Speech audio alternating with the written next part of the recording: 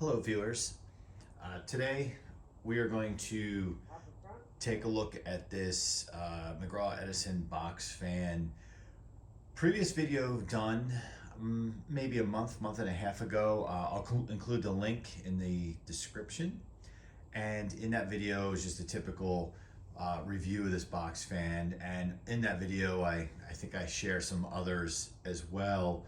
The reason for this video today is, as I talk about in that one, this fan had been, I've owned it I think since 2006 or 7, and I have refurbished it a couple times, repainted the cabinet, although from shipping it's starting to show some, it got a little damaged in shipping, and I'll get to that story. So basically, I've had the motor part, I've oiled it over the years, no problem. And my full rebuild of it happened during COVID, in terms of repainting it, restoring it, all that kind of stuff. Came out really well. About a year ago, I would say, I started getting this just nasty squeaking sound after the fan was on for a while, and shipped it to, because I couldn't figure it out, because the spin down was still wonderful on it. It seemed fine. So shipped it to one of our box fan enthusiast friends, who is in the Facebook group, and he took a look at it and sent it back. It was fine. And about a month later, same thing happened. So this time I pulled the motor out, sent it to him. He replaced the front and rear cover on this motor. Sent it back to me. Perfect. Worked perfectly. And then, so fast forward to this past weekend, I went to turn it on to use it.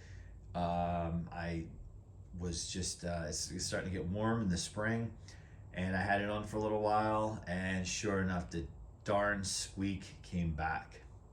So further investigating this, I do know the blades on these fans, sometimes what'll happen is the shaft will spin faster than the blade, just because the plastic has worn, and it's nearly impossible on this blade set to match the shaft where it has that flat space and align it.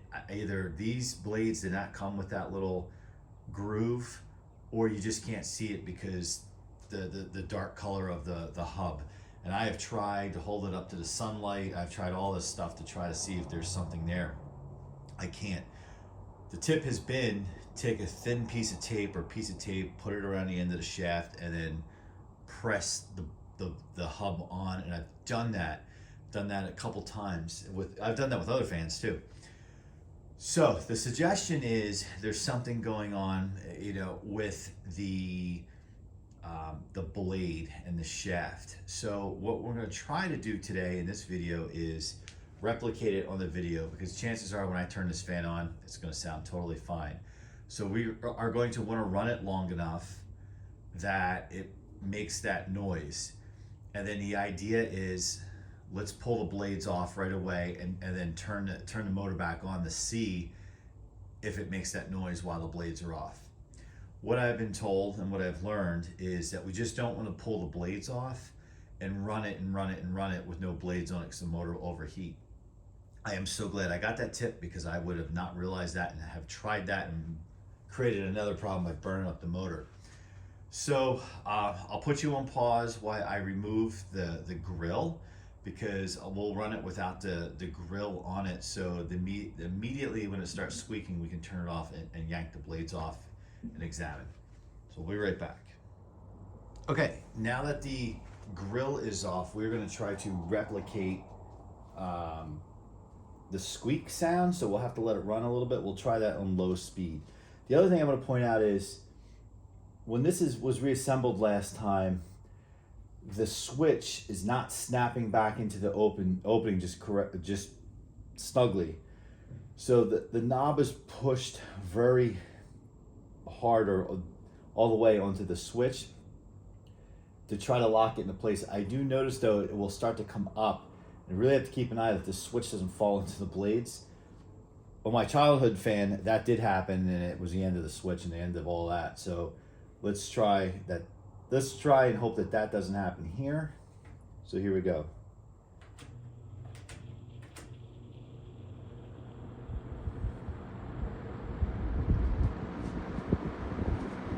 So we're just gonna run it.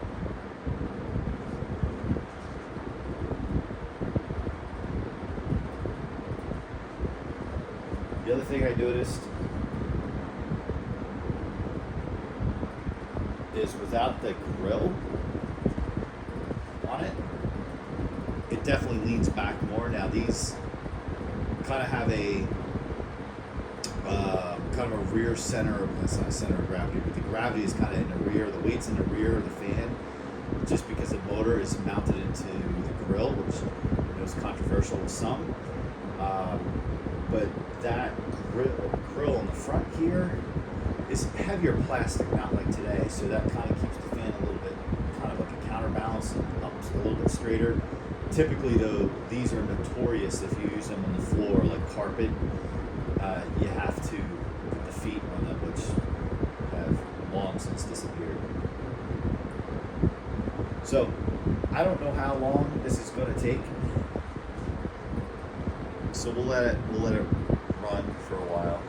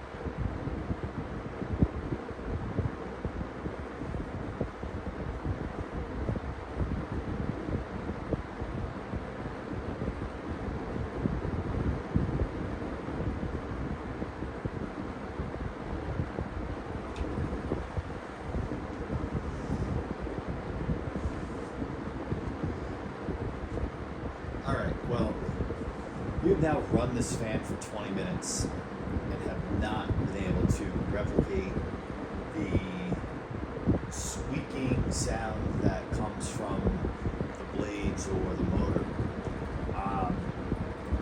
The only difference with this test is I have the grill off, and I don't know what that would do to impact it. The grill was on snug. It's not like the grill is vibrating, and that would be an easy one. You put your hand on it and it would stop. So the only remote thing I can think about is two things. One, when I started this video, I had to fix the knob after I removed the grill. So I started the video and I turned the fan off and I used my hand to kind of stop the blades. And doing so, I'm wondering if there was some type of misalignment or something with the blades that just the sheer fact of my hand putting force against them kind of tightened it up, if you will. I don't know. The other is the obvious, the grill. The grill is off.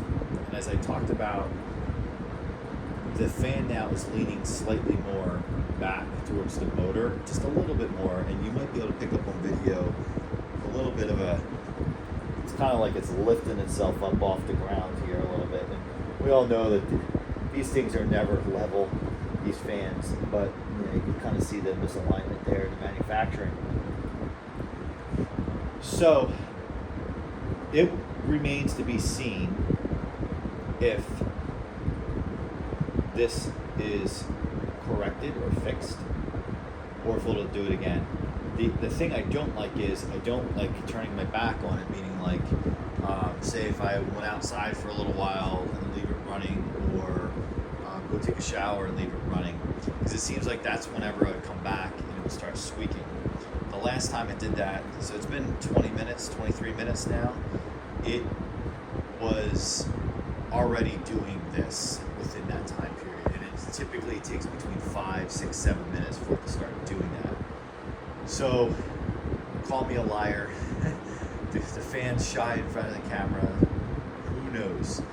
But what I will do is likely be unable to capture this in video, and what I want to do is, again, when it happens again, pop the blades off right away, turn it back on, and see if it makes that squeaking noise with the blades off. That was kind of a long shot. Lastly, is I need to figure out how to secure the switch, because I don't like the fact that you can just pull up that knob and the switch falls into the fan. So I have to kind of create some type of strap or something to hold the switch in place. Other than that, this thing is running great. The spin down on it is remarkable. It's clean. Yeah, there's a few little bangs. You can see it in the upper, at the top.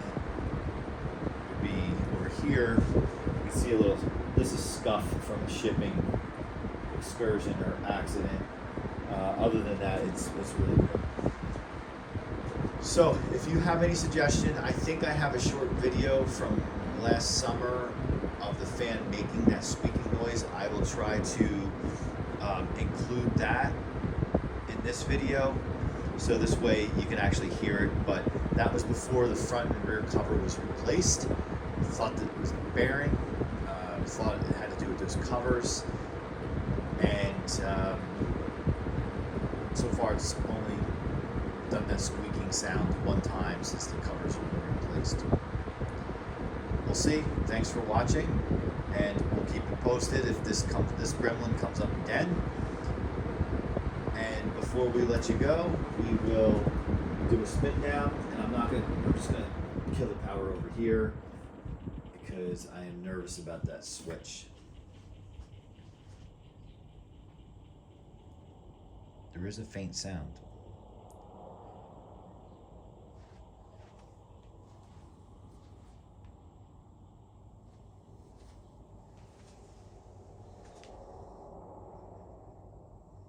Look how clean those blades are, all waxed.